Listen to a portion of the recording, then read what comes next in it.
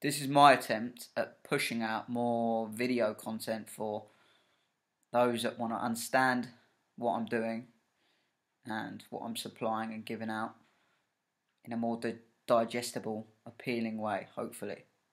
So, I'm over in Spain. I've just done an introduction to the YouTube page where I'm hoping to push out a lot more stuff. I went out the other day, and if you follow me on Instagram or anything like that, you would have seen the mountain place I was at. So, if you haven't, go over and check that video. But that day, I had done my first attempt at vlogging and talking and editing and uploading a video to YouTube. But the download speeds over here in Spain at the moment, especially where I am, I'm at the top of these mountains, and you've got to literally try and point a dish to try and get the best signal possible. It's like the old antennas on TVs. But anyway, it didn't upload. It took about 4 days to fucking upload, and then YouTube took it off because it said, "Sorry for the inconvenience, this video is too long." But I'm cracking on, trying to follow my own principles of being serene. And really, I had no intention of why I started recording this video, but often I'll waffle in and go into something,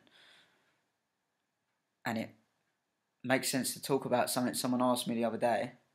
The more content I tend to put out, it seems to be more people becoming open to engage with it. And not so much on the comments and publicly. A lot of people don't like to share. Well, obviously, if they're asking something, they're concerned about something, they like to do it privately. If they publicly like to ask questions, I think it can be perceived as maybe a weakness. I have no idea why, but something along those lines. So a fair amount of people have asked me some questions privately. One of those questions is, what can you do about negative thought patterns? Which is a good question, because everyone's prone to it. We're all prone to it. I'm prone to it just as much as anyone else. But I have probably a better understanding of what you can do from experience and understanding. I tend to be very in tune with everything I do. So I tend to pick up and learn all the time, alongside having the passion to try and work on myself every single day. But generally, a negative thought, if you're trying to be productive and get stuff done, a negative thought is so counterproductive. A negative thought is a present emotion, a negative feeling that you exacerbate by a spiraling pattern that tends to happen in your head. This is how I think about it. So, if someone pushes in a queue, you tend to take that in your head personally. There will be some sort of justification to why that's wound you up, which is fine. That feeling and that emotion you get instantaneously when someone pushes in is annoying. It's fucking really annoying. Like, what are you doing? Why are you pushing in? But generally, how you deal with that determines how you handle the situation. So if you think in your head, fuck me, he's just pushed in, that's annoying. That's really annoying. Why is he pushed in? I'm going to fucking go, I'm going to tell him. I'm going to go over, I'm going to fucking tell him, yeah? What happens is you spiral into this negative pattern where you don't really get anywhere, nothing's going to change, nothing's going to happen. And you waste time thinking negatively. And that's what tends to happen in general with people. Pay attention to how your mind will drift off into this dark rabbit hole. And that goes with anything. If you're trying to work on yourself, do a diet plan or something like a training plan or exercise, and you can't work on it, or you're trying to get too much stuff done at once, and you're thinking, oh, I can't do it all at once, I'm never going to be able to do it. Or pay attention to also the excuses that come up in your head. Look at people that make excuses. They're just vocalising thoughts that we all have. Oh, I can have one beer, I'll have a cigarette, I deserve it, I've had a good week, or well, one bit of cake won't hurt. All these things, your brain will come up with these ideas, and that's fine. Accept them ideas, and then handle it a bit better. And again, the people that vocalize that, when you understand how this happens and how your brain does this, because your brain, your body, and the physical state and the chemistry that's going on inside will determine how you feel. So if you're craving one thing, it's because physically your body's a certain amount of reliant on that one thing, which you can change progressively in time. That doesn't take as much time as you think. If you was to go off sugar, in 2 weeks or so, you wouldn't really crave sugar, and your palate would change very quickly. Our bodies adjust really quickly. So use that as hope to know that things can change, and they can change quickly, but progressively work on them. But my point was that you can...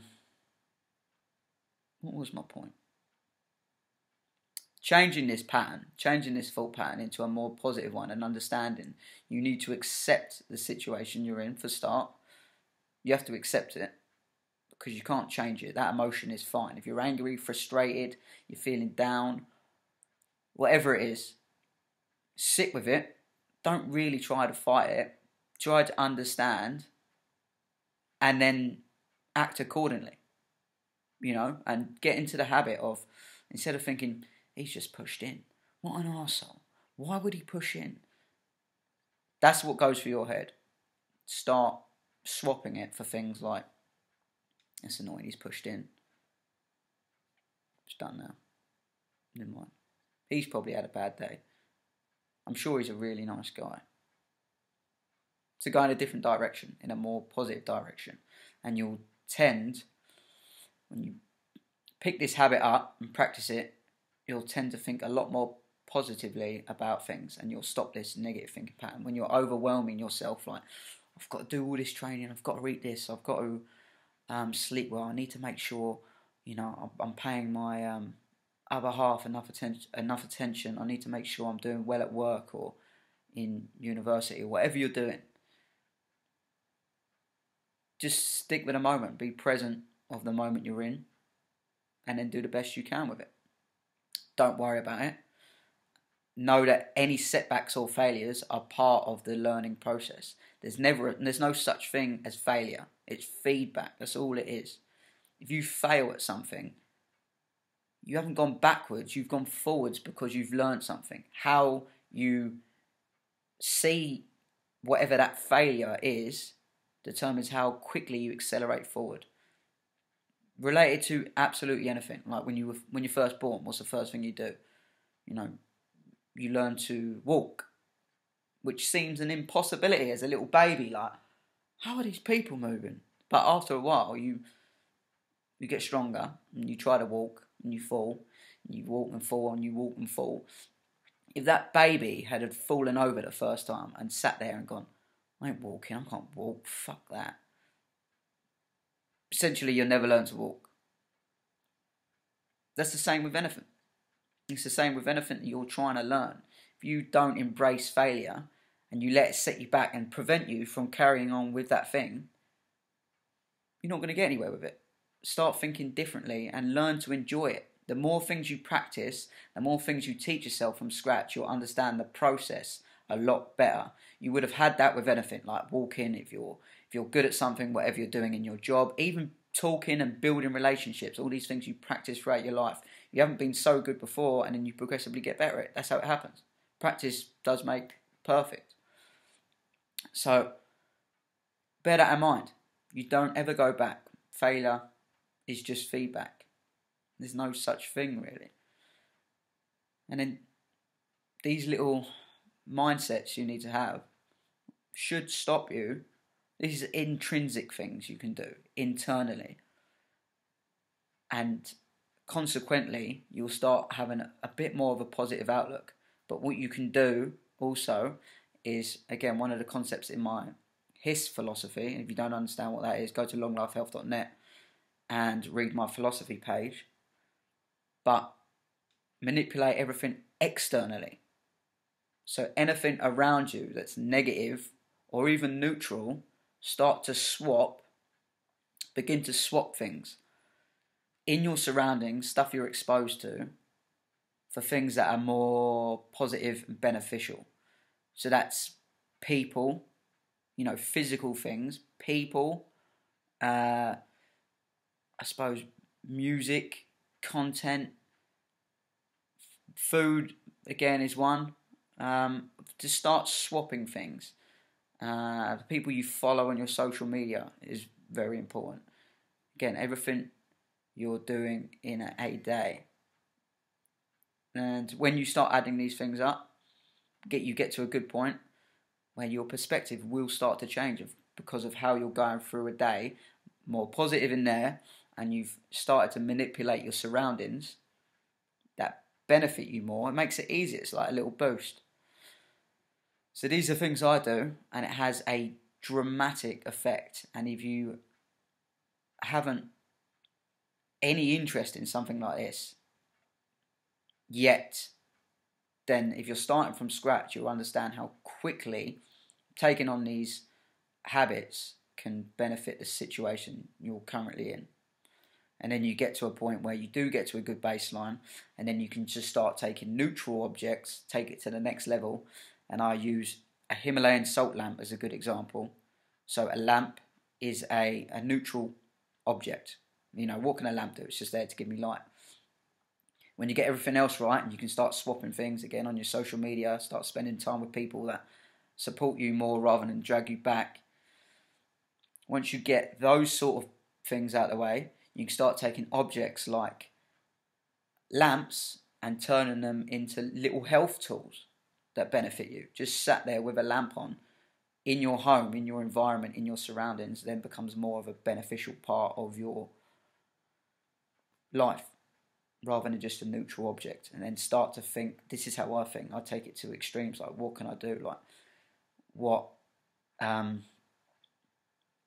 colour do I put on the walls? Colour psychology, what sounds and music are best for this environment? How can I exploit times when I'm doing something physically to still have something on in the background, like a podcast that benefits me? So I might be doing something physical, a physical task, but in the background, I'm essentially doing research if I'm listening to an informative podcast. Take advantage out of every moment. And then when this builds up, whatever you want to do from that point, whether you want to get fit, you want to lose weight, you want to be healthier, you want to socially improve, you want to up your confidence, you want to nail a job interview, you want to get better at your craft or your sport. When you nail these things, you start thinking differently, motivation comes easier, everything else becomes easier, and you're positive about things. And you start practicing that, people around you will pick up on it as well. And it has this domino effect, and you pass it on, you learn from each other, etc., etc. That's the first video. Again, I tend to waffle on a bit, but I did do a post on this actually the other day, and I recorded a podcast today, but the sound was pretty awful because I was walking down the seafront. I hope this video content helps. I hope, again, it was easy enough to stick there and actually hold your attention rather than reading, because it is overwhelming. And the same as a podcast, not many people, especially in my environment, know what a podcast is. The people I physically know, they're like, what's a podcast? Everyone knows what a video is. This is me on the video, this is a YouTube channel.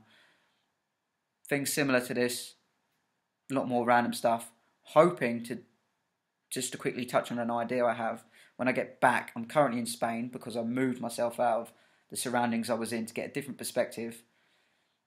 Blah, blah, blah, blah, blah, stuff you can read about and stuff I've done. But I'm hoping when I get back to put up a lot more content of a community. I really want to build a community around my functional idea of training, like functional training, stuff that actually helps, a lot of alternative training rather than just going, in the gym.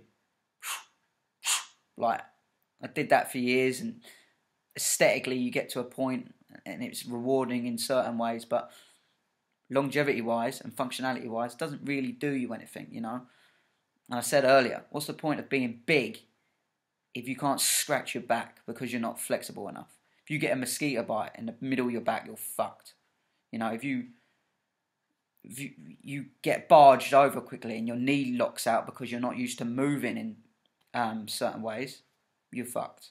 Be functional and ready for the thing. So I'm hoping to put out a lot more content of me and maybe a few friends and build a group of people where we just do loads of shit, moving like fucking outdoor jiu-jitsu, do fucking some pad work, again some lizard walking, some barefoot running, some stick dodging, skipping, loads of stuff. So that's what I've got at the moment as an idea for stuff to come on the YouTube channel. I've got verbal diarrhea, I can't stop. Thanks for watching, safe.